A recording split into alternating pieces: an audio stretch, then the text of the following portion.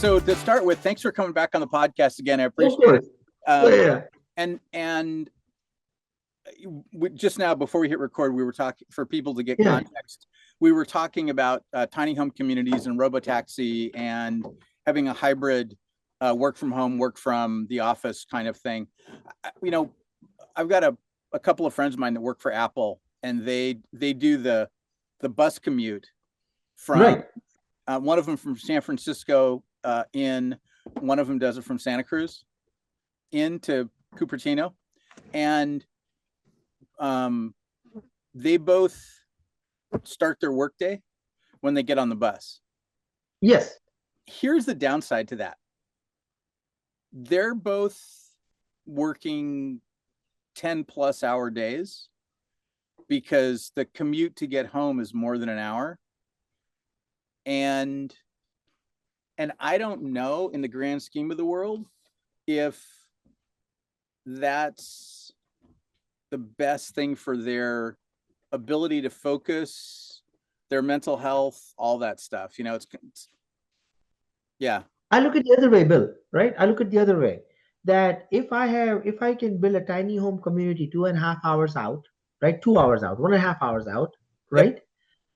I'm living on a farm. Yeah. My cost of housing and everything just dropped. Yeah. Quite a bit, right? A lot. I have enough open space, natural life, right? Yep. I can be one with the, you know, spend more time in nature, right? 100%. And then if I combine a tiny home, and the tiny home community could be an interim solution. Mm-hmm. Yeah. Right. It could be 3 months a year solution. Right. Airbnb my place. Yep. Move in this tiny home community. I have 50 other tiny homes where I'm connecting with people. Mm-hmm. With Starlink, solar, battery. Yeah. And robotaxi. Right. I am able to have this wonderful balance between big city life and without compromise, you know? Right. Yeah, I think that's the, you know, that's the iterative. That could happen. Yeah. I think that's a, you know, that's kind of a different take on this whole digital nomad idea, where, you know, people are working from wherever they happen to be. You know, my last software team, it was a combination of folks that were local that came to the office on a regular basis, like pretty much every day, folks that were local that didn't come to the office more often than once a month, folks that were on completely the other side of the country. And then one of the guys said, I want to travel around the world and not lose my job. Yeah. And, you know, I was like, okay, well, how do we make that work? Let's talk about it, right? How do we, and he did. We figured out a game plan.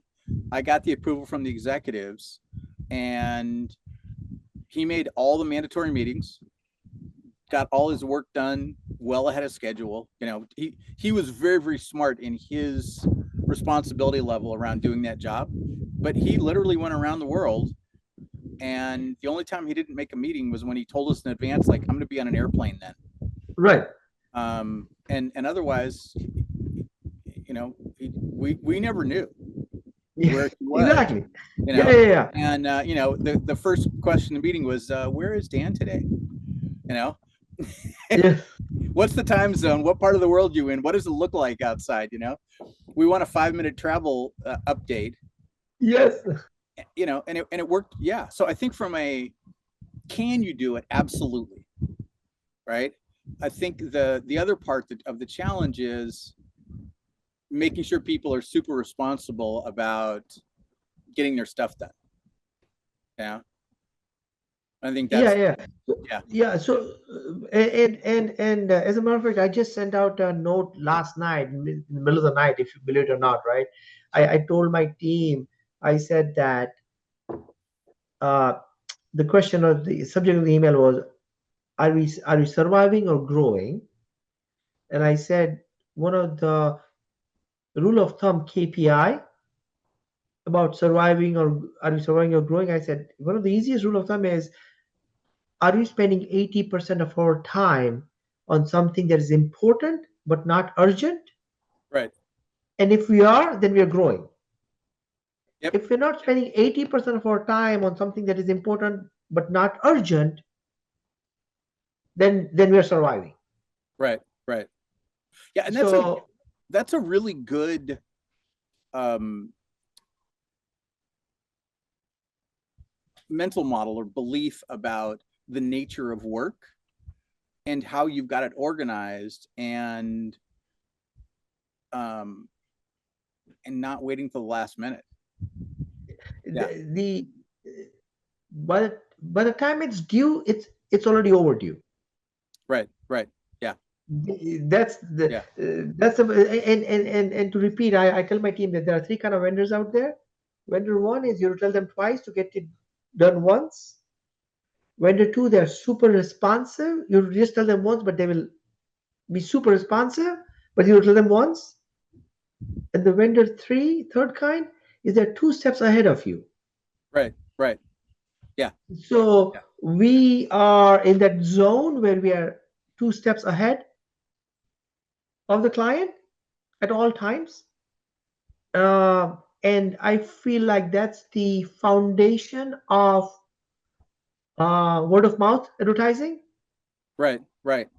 and that's the foundation of an empowered employee is equal to a delighted client, Right. Of course. Yeah. Yeah. right? Um, So yeah, yeah. so I love So that.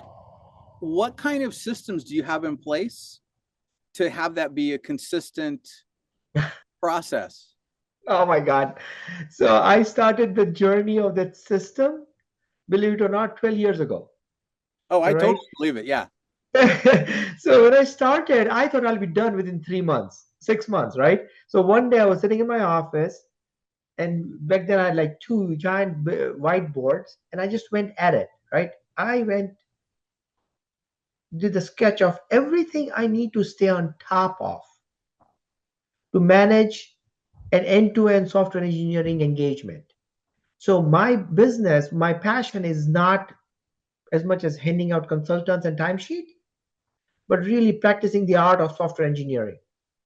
And by education, I have my master's in software engineering. So I really wanted to bring a software engineering practice to the market rather than just consultants, right? Everyone says software engineering, but at the end of the day, they just run out people. So I started designing the entire practice, and I took the holistic approach from sales, finance, marketing, development, production, infrastructure, HR. What is the whole end-to-end cycle, right? And then I started developing uh, uh, quote unquote the ERP system for running a software agency, Yep. right? Yep. Yep. Right. And what I learned was that down the road, I learned is that 50% of your engineering and prowess and all of that is in the development work. Obviously, the software engineering development project work. But the other 50% of the company's work is in the rest of the departments: Right. Right. sales, marketing, finance, operations, infrastructure, HR. Those have to be defined equally well. So the entire framework I built was encompassing all of it. And I can go into a lot of details, but just help me. Where you like me to Yeah. go So, dig deeper? so here's my curiosity. You started working on Hmm? this 12 years ago.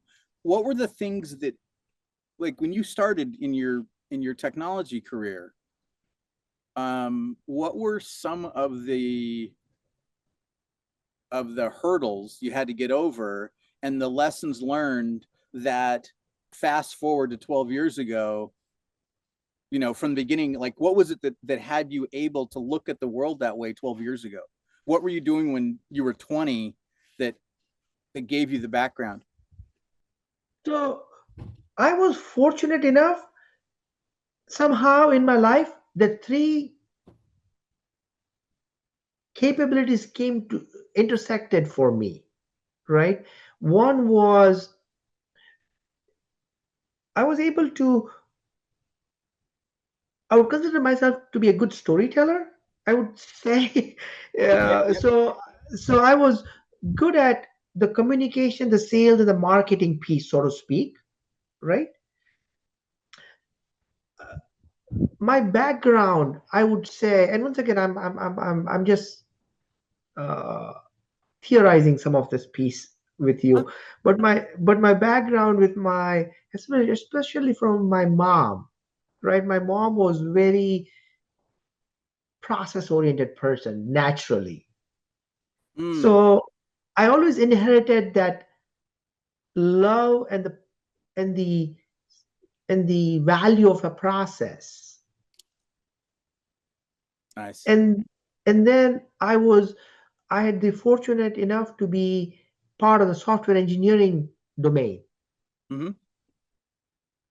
So it kind of brought all of it together for me and allowed me to get started. So if I was just a software engineer, right, it would have been hard for me to start Alliance Tech. Right. Uh, and then you start putting the pieces together of all these three skills I've acquired, and that's where it got started. Nice. Uh, Thanks to your mom for the process. Yes. Yeah.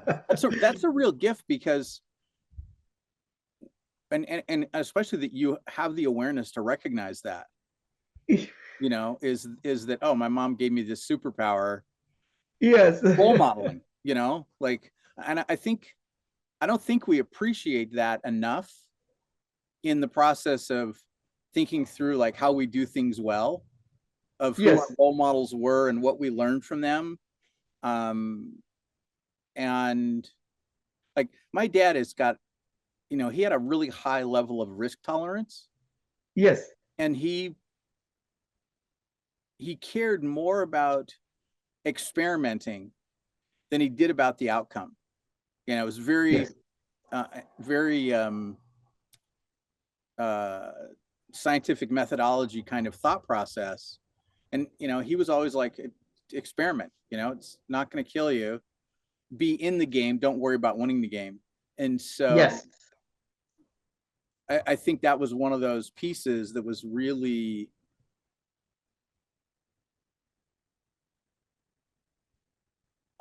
gave me a leg up, because my peers, when I got into the software engineering world, they didn't have that. They weren't willing to take those risks. I mean, Yes. and to me, they were like, it's not a big deal.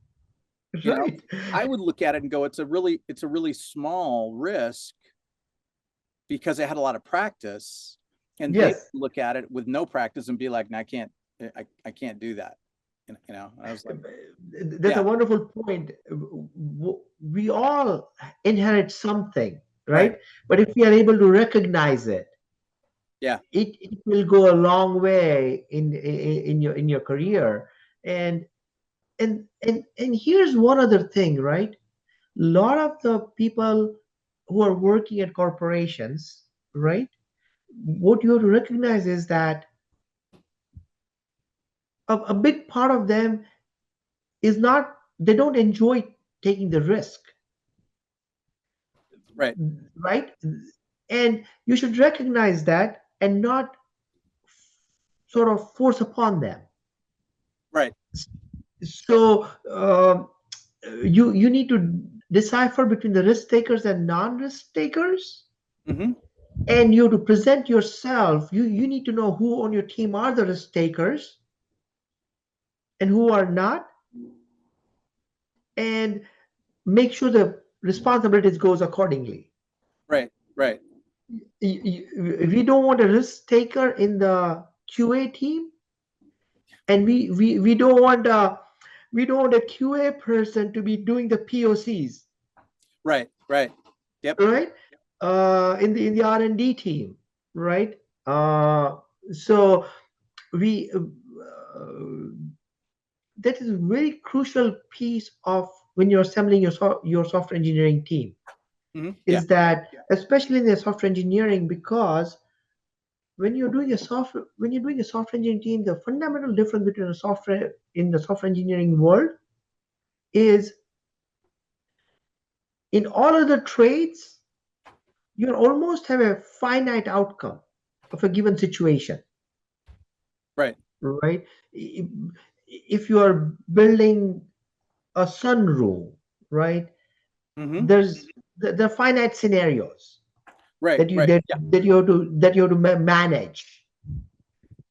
In the software engineering world, it's exact opposite. You can never manage all of them. You can never test all of them. So Right. recognizing which are the core, which are the important ones, and which has the highest probability is a big part of building the right mindset of a software engineering team. And what derails the software engineering team, I've seen a lot of time, is that when you have a person who is not a risk taker, they will bring up a situation with a 2% probability of happening and projects it to be 22% probability. Right. Right. Yep. Because their risk tolerance is so low that they can't even take 2% risk. They want it 100% secure button down. Right. Right. Yeah, that's totally true. Yeah. So that is, I find that fascinating all the time, that identify the risk takers. I like that. Yeah, I think that's one of those important pieces. It's kind of like there's a how do you, when you're interviewing people, how do you figure out where they are in the scale?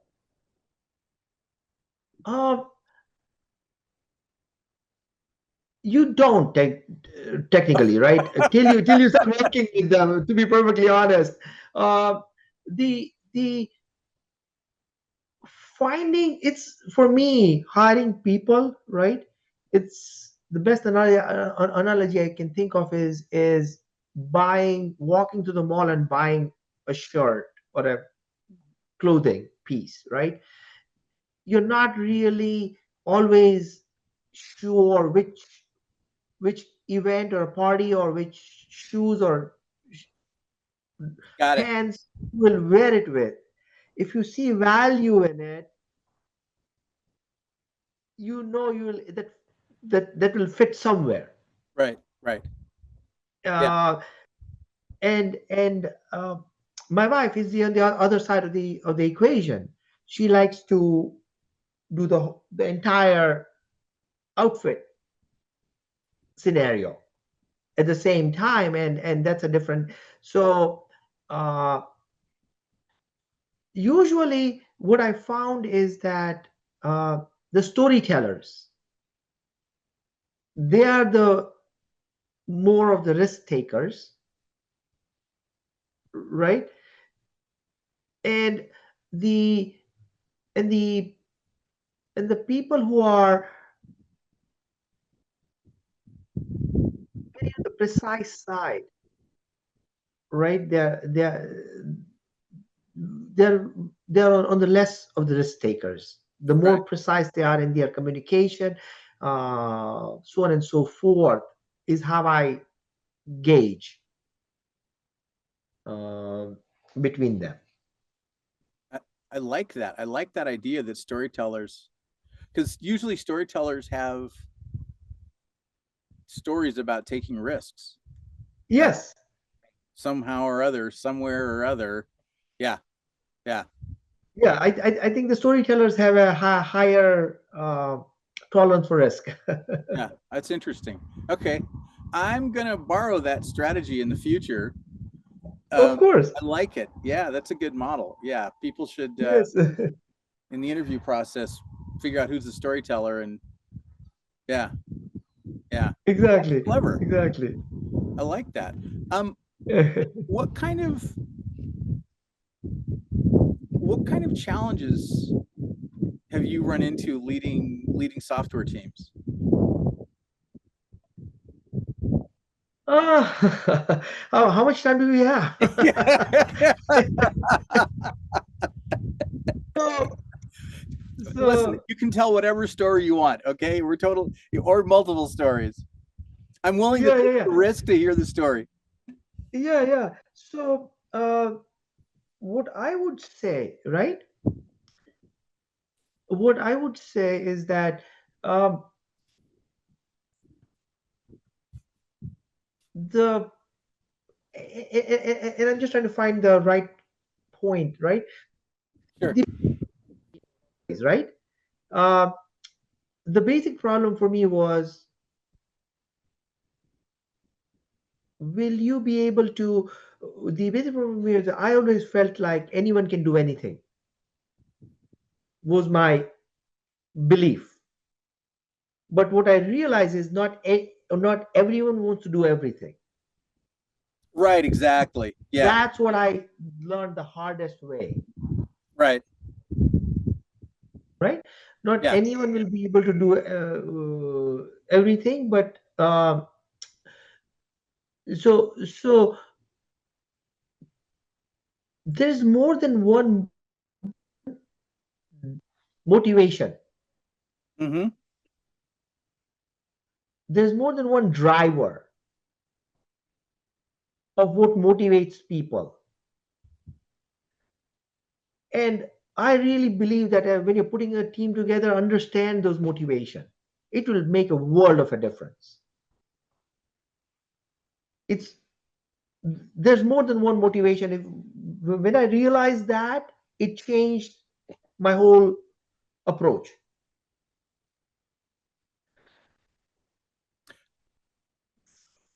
Someone wants risk, someone wants growth, someone wants recognition, someone wants safety, um, someone wants precision, right? That you find those, and then you assemble the team accordingly.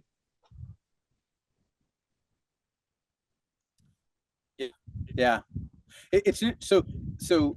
I think about that and talk about it as intrinsic motivation.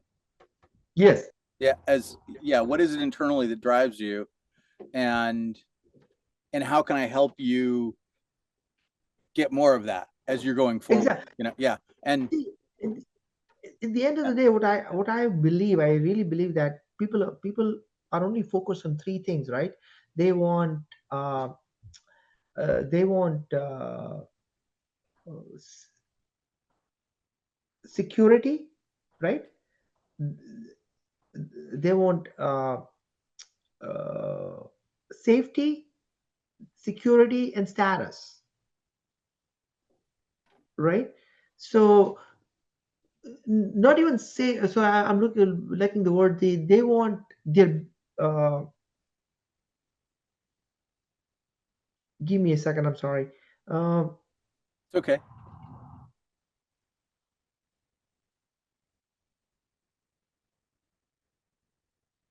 I'll come back to it. But Okay.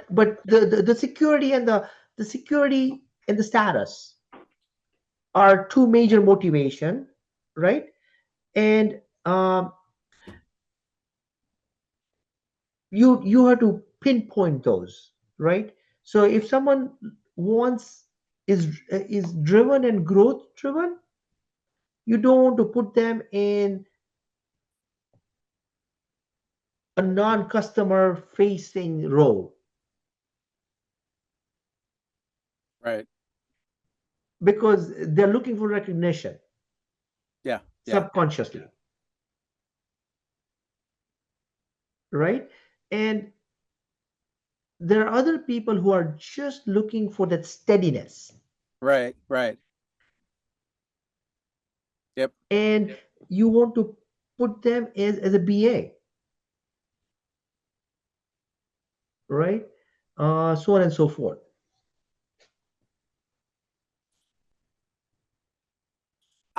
I think there's another one. Mhm. I think there's a fourth one. Yes. There's a, and I think it's, and maybe in your mind it fits into one of those other buckets, but I think there's people that just really like excitement. And Status. and yeah, I don't know if it's status, because it could be excitement without the status. Okay. You don't know, like, but I'm bundling them. So I'm sorry. Yeah. I'll repeat myself. So now I got the third one: shelter, security, and status. Right. Right. Okay. Yeah. I think the, so there's a book called Scout Mindset. Uh-huh. It's pretty new.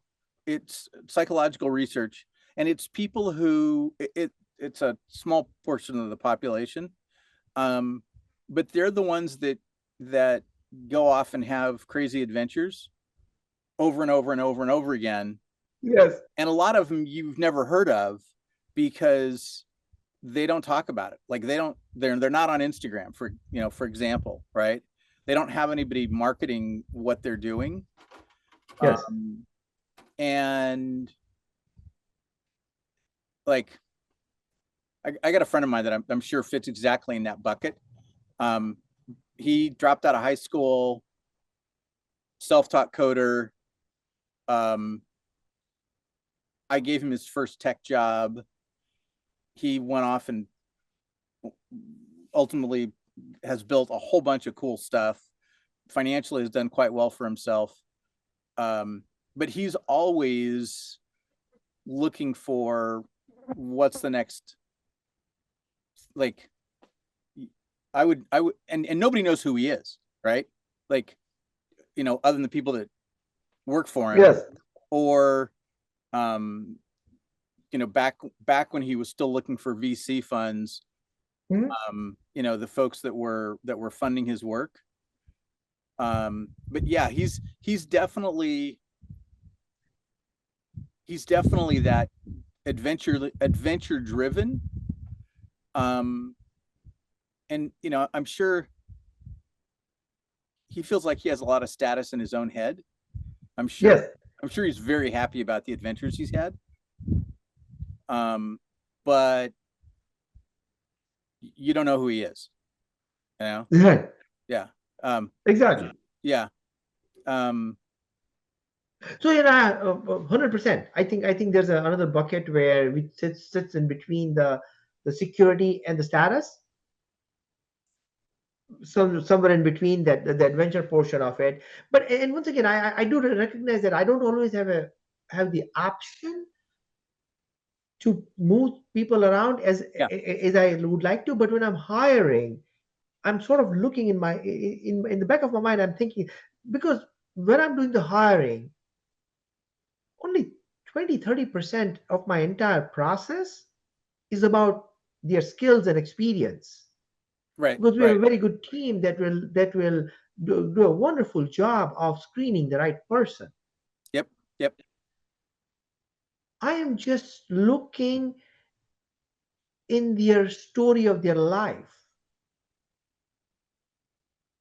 where they will, because I do not want to do them the disservice of finding the wrong company for them. Right. Right. Yeah. Right? A person could be perfectly right for my team, but if he's redundant, if I already have someone with that personality, I'm not Right. doing anyone any favors. Right. This So diverse, right? You yes, want a very diverse team, and it doesn't do you any good to have three people that think exactly the same way. 100. I think that is the most overlooked aspect of the interview process. Right. If you can connect a person's stories, experience, life background to your team XYZ at a senior level, that's the most important role. Right. Right. And I I haven't done in a little bit with the team building because I have a great team who does that now. But I always tell them that you should look at this responsibility with you should take this responsibility with great care of making sure that you are doing your best to find the right fit um, for people. Right. Right. Right? You just have to find the right fit. Yeah. Yeah. Yeah. That's such a.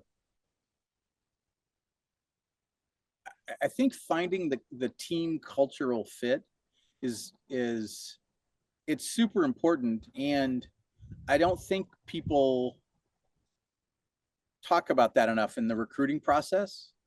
You know, they Yes. talk about company culture, but the team also has its own subculture, and Yes. you want to make sure that someone really is gonna gel in there, and over time, you know, they may change their perspective, and you, They yeah, will evolve for sure. yeah, Yeah. and you have to be willing to go, oh, wait a minute, you know, this person would be happier with a different team than they are with the one they're in right now. Yes, because as I said, every team needs all the roles, and if you have an overlap, that's the. I always say that there's always a right client for the right vendor and the right employee for the right employer. Right? Right. There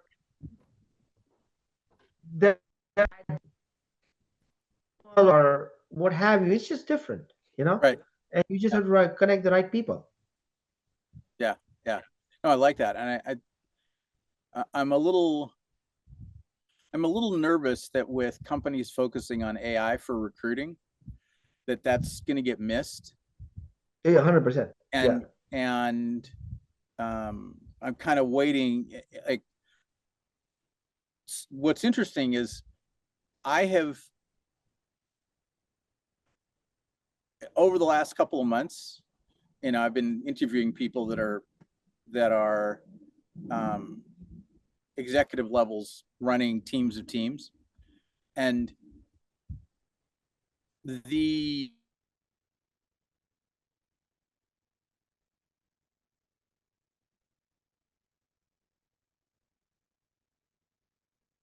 Hey, Bill, I think I lost you.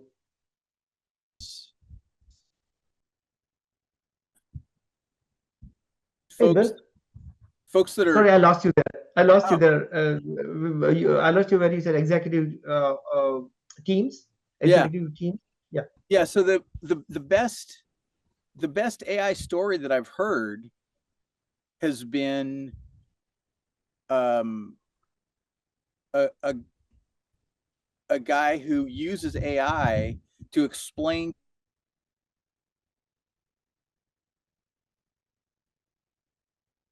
Lost you again there, Bill.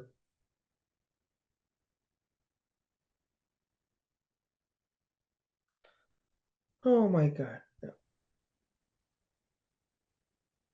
Uh-oh, did I lose you? Yeah. I'm back. You're saying that the best use of AI is the guy who uses it to explain. Yeah. Yeah. Explain the culture of the company. You say? No, it explains how the code works.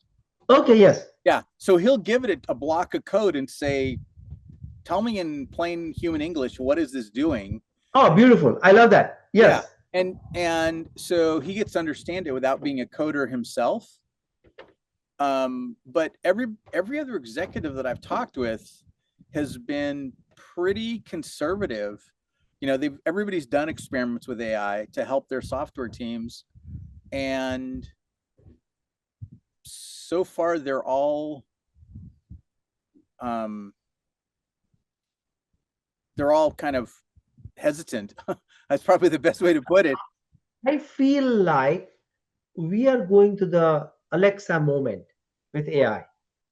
So when Alexa first came out, we talked about ecosystems and third-party applications and this wonderful world of possibilities.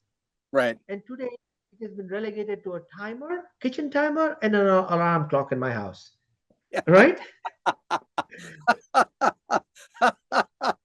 Oh, how the mighty have fallen. I know, right?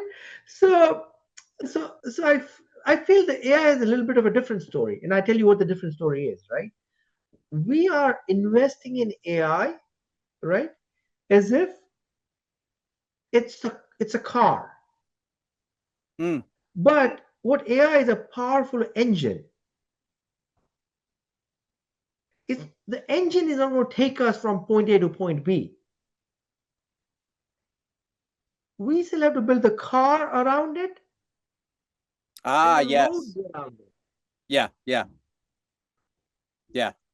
So we've been investing in AI like it's a ready car. Right. But it's not a car, it's an engine. Right. Yeah. Right? And imagine how different engines are today from how they were 100 years ago. Right. You know? So, and the other analogy I feel like telling people is that we are investing in AI like it's a city bus. But in reality, it's a two-door sports coupe with no trunk. Right? So we thought that AI is going to transport all of us and elevate all of us to the next level. Right. But it's going to be two people who will fit in there and take off. Rest of us are still going to be in the buggy and horse and buggy age. That's what I feel, right? One of the other, if I have to use the other analogy. But I think the best analogy I feel like saying is that the engine is good, right? But it's not a car. Right. And it doesn't have roads. Yeah. Right? I'm still very curious how they're going to handle the energy problem, the amount of electricity Oh my it God. takes to run. You know, like I think it's going to come down to you can have AI or you can have electric cars, but you can't have both because the demands are so high for both of them. I think the energy need for AI is going to be that we need to usher us in the AI world rather than launch us in the AI world. Okay. Meaning that the energy bottleneck will help us transition into it. Okay. Rather than just launch us into the AI age. Right. You know, when you think about like the early computers, early computers were the size of a building. Yes. Right. And they sucked a huge amount of power and they couldn't do very much. You know, they were basically calculators. Right. And pretty crude with a high electricity draw. And, you know, that's kind of the way AI is today in a lot of respects. And getting from that point to, hey, my iPhone, you know, which has way more computing power than that building did. You know, Yes. now the question is, okay, what does all this mean? And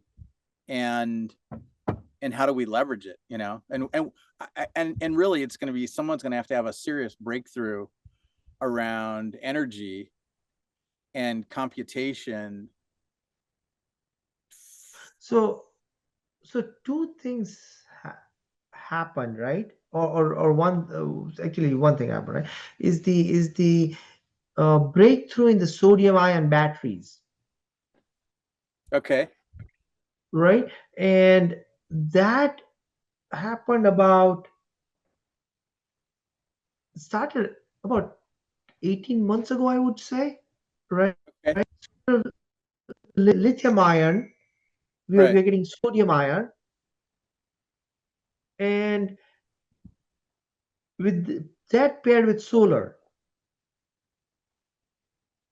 I think it is going to make a world of a difference. Okay. Interesting. Then the energy crisis is not going to be as much of energy crisis after that. Got it. Okay. Yeah. I mean, I think that's the next hurdle, right? Is what does that look like? Yeah. So And my tractor the runs on diesel. yeah. You know. So yes, I think that will be. If I look at the AI impact, right? And Bill, pardon me if I'm going off track here, but keep me on track with the questions you would like to answer, because I Yeah. No, can we're all good. Yeah. follow Yeah. the the paradigm shift that AI is going to bring to us in our life, real, I believe, is that it is going to make work like fun, and it will make fun like work.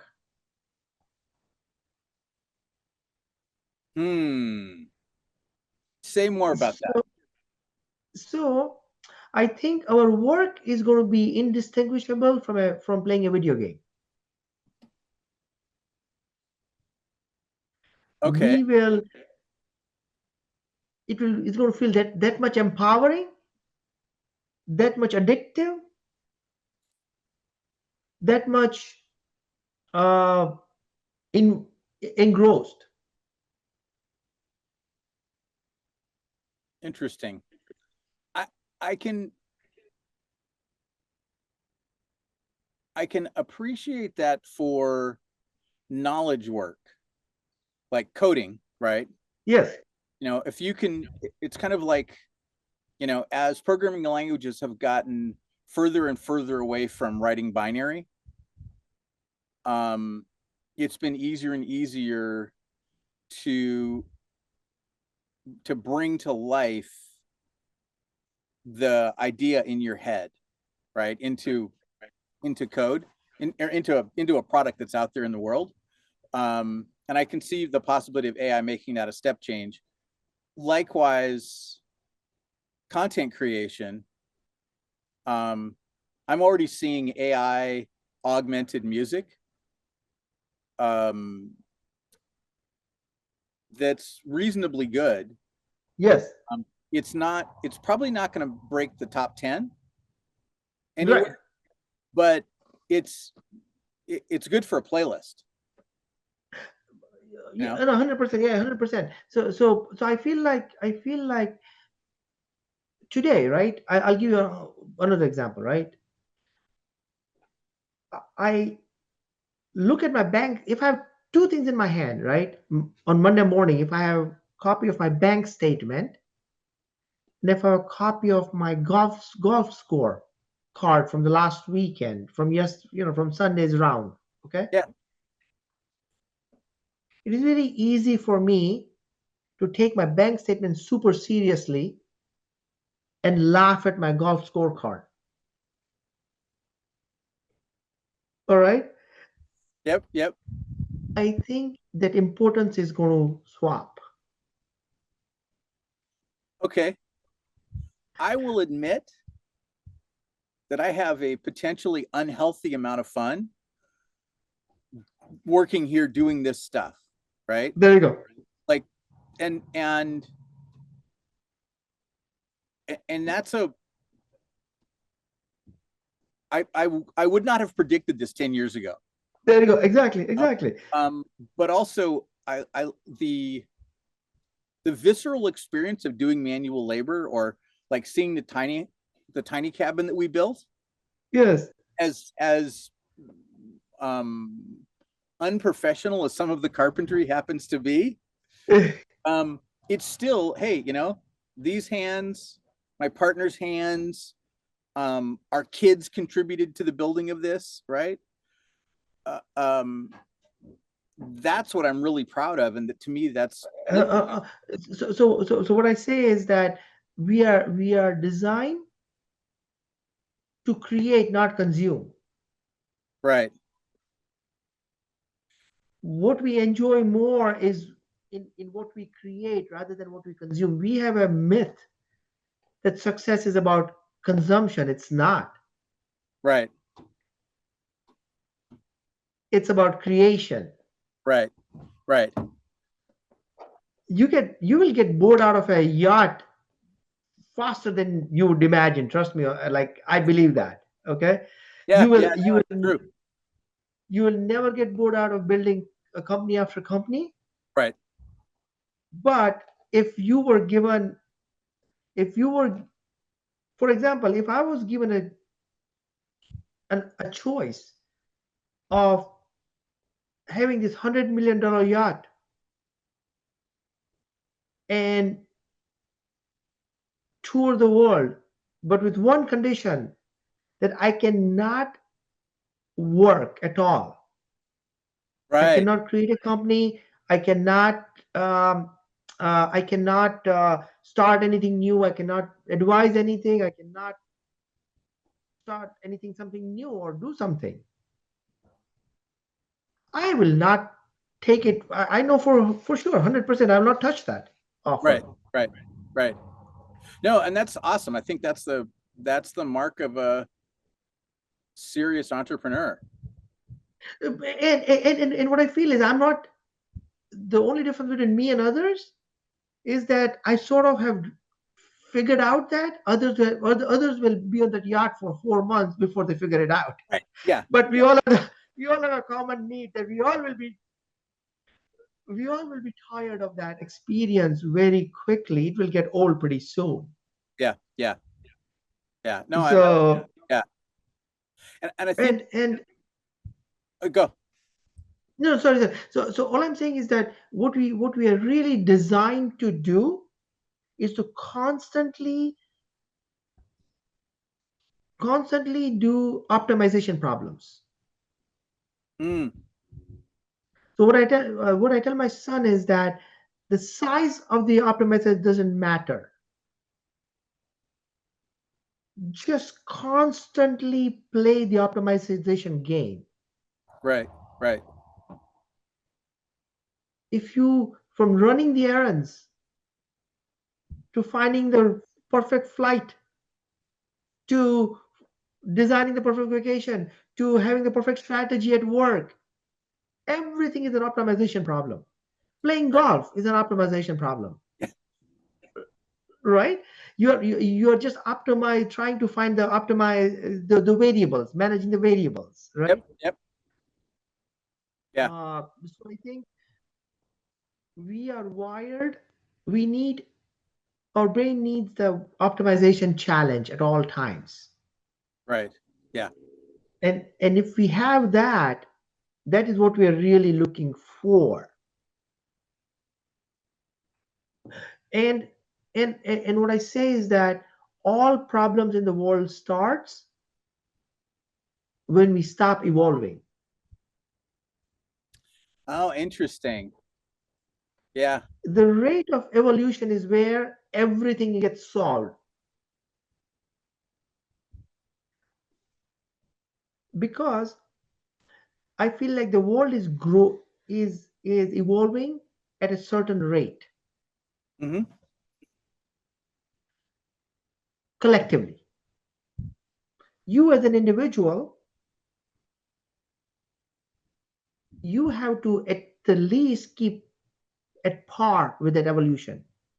Right.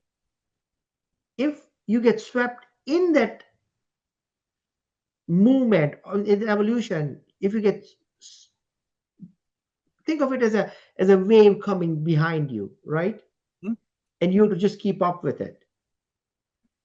If you get swept in the wave, your ability to contribute is going to drop dramatically. Right. Right. Your value, your skills, experience is going to drop dramatically. Anything you do today, you're losing value at few percent a year, 10% a year. What you do today, you just lost what value you can generate for the society today. You lost 10% of that value every year to automation and innovation. Right. So you have to stay ahead, at least with the collective evolution of the society, and better if you are outpacing it. Right. Right. Yeah. And cycling back to what we were talking about earlier with risk, you don't actually know you're outpacing society except over time in the rearview mirror.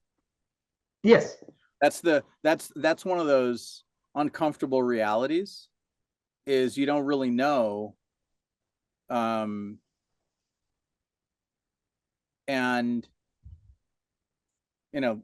living here in the Valley, I've seen a lot of hype cycles for technology.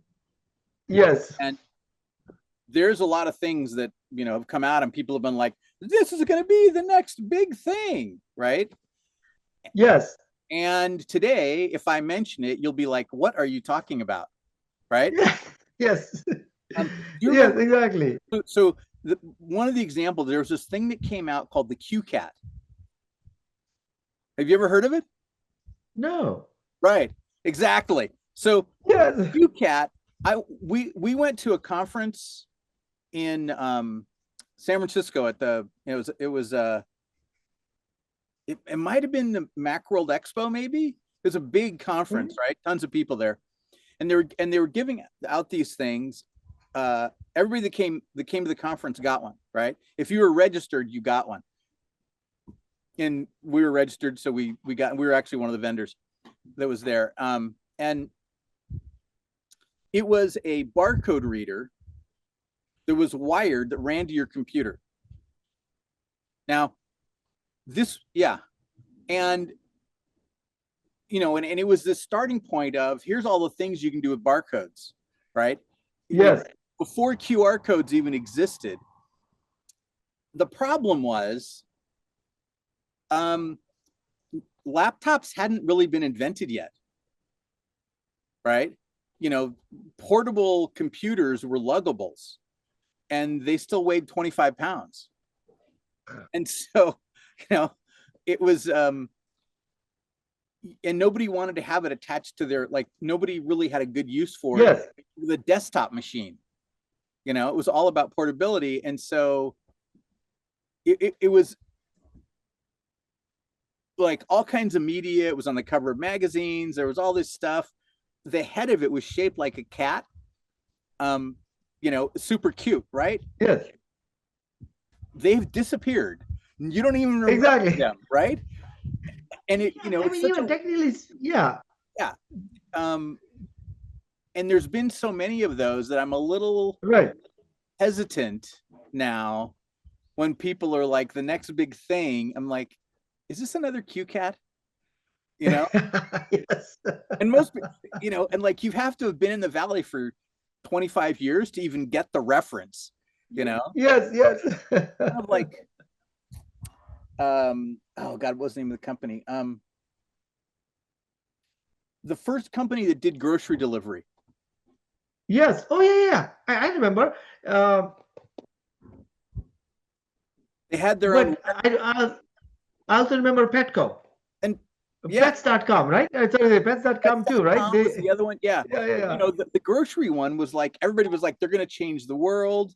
I was actually a customer of theirs. They delivered stuff in a green box to our house. And, you know, they were a dozen years too early. I talking about that, I think the delivery business is about to explode right now, right? Mm. I mean, it is going to be a game changer if someone wants to get into it now. It is going to be a real game changer. How do you think, Uh, how do you think it's going to expand from where it is today? because in US compared to other countries, especially compared to India, right? In India, the delivery cost doesn't add up of the overall cost. In US, the delivery cost is over 40% Ah, okay. of the food or whatever item you're ordering. Right, right. And with the robo taxi, Oh, I see. Okay, yeah, yeah, yeah. it is going to 100% get revolutionized. Right, right. Um, so I think one of the most interesting scenarios that's going to come up now, right, is individual people have chef subscription services. Sure. Yep, yep, So instead of the boxes that you order, yep. you have someone in my development, right? Say, hey, I can cook for 5 people, 5 families. Right. And when the food is ready, you just call the robo taxi to deliver. Um, I think that business is also going to take off. One of the biggest problem with the delivery company that I've seen today is they do all point to point. Mm-hmm. They should do hub and spoke model. And so Mumbai is a big city, right? And there are a lot of uneducated people there. So for years and years, decades, they have this service called Tiffinwala, right? And Harvard did a study on them.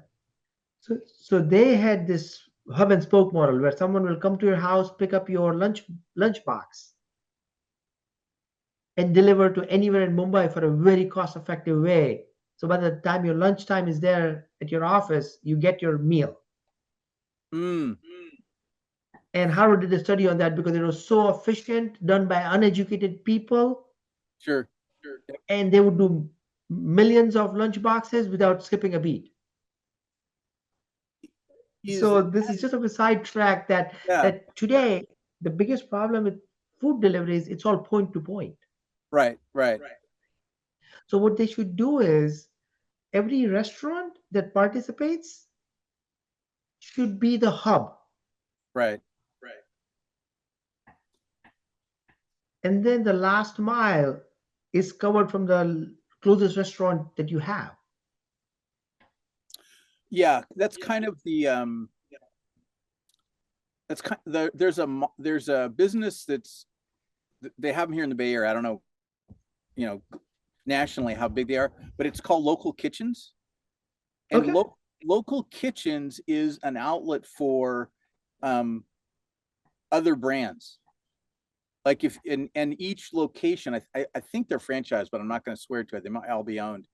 But each one is, here's the menus that we serve from all these other brands that you recognize. And you know, like they'll have a sushi restaurant and a Mexican restaurant and somebody that does steaks and Middle Eastern food and maybe Indian food for all I know.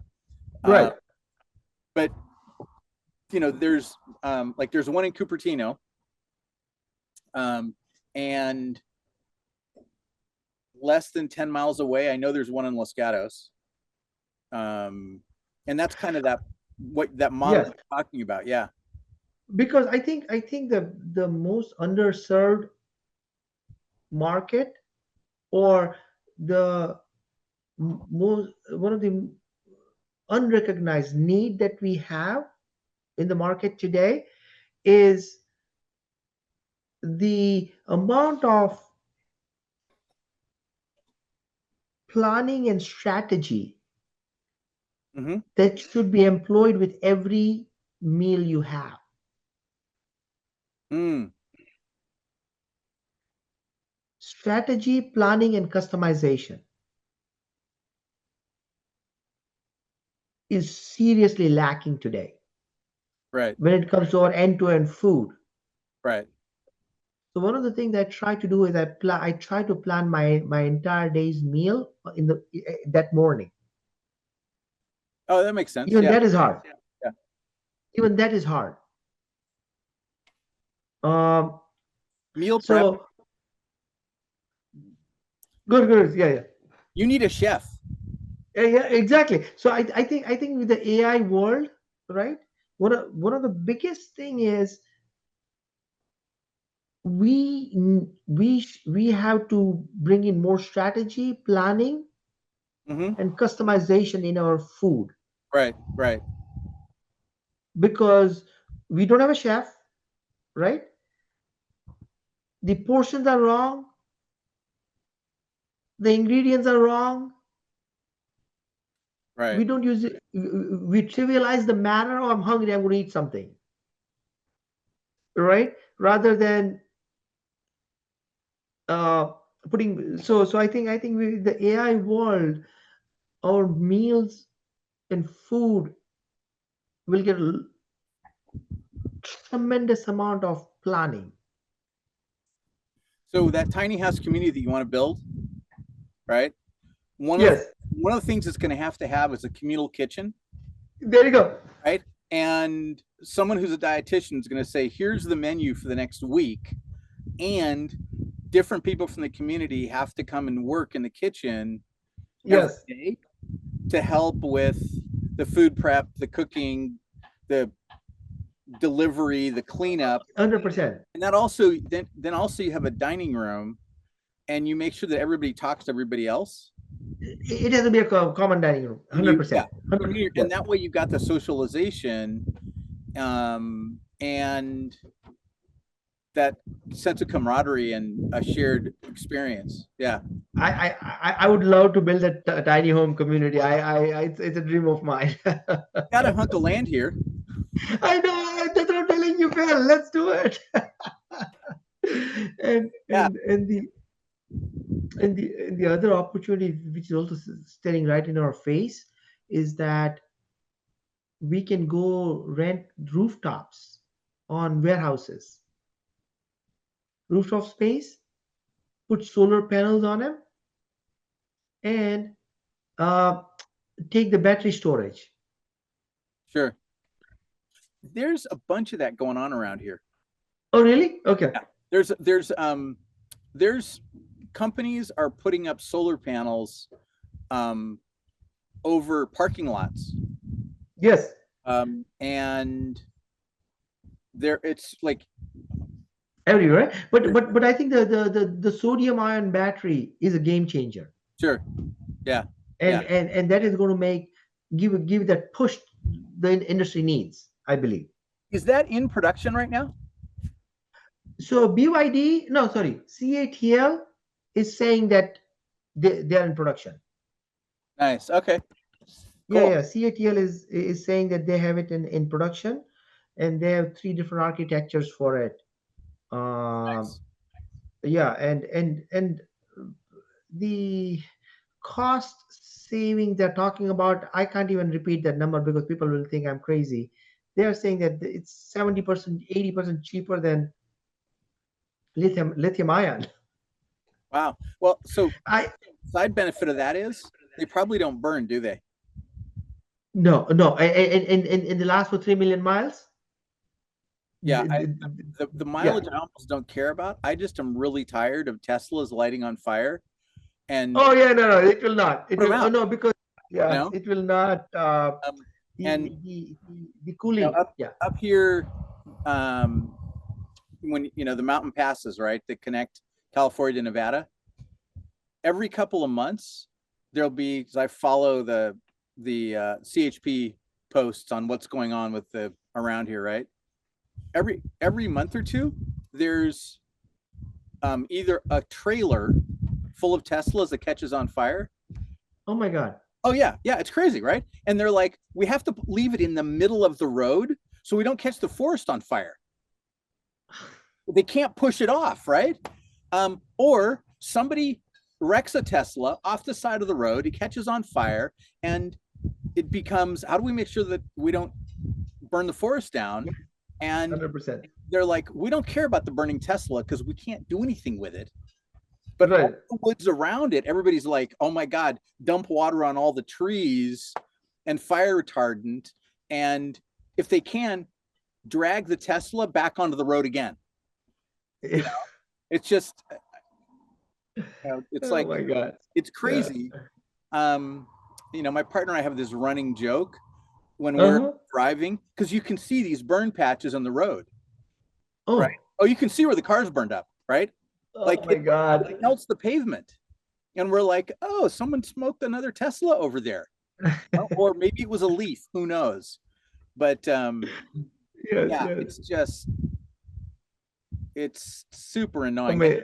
100%. Yeah. I think we have to get to that next level of breakthroughs in the battery chemistry, and I think it's coming now. It's coming. Thank goodness. And yes. Yeah, because the other thing is, mining lithium is an environmental nightmare.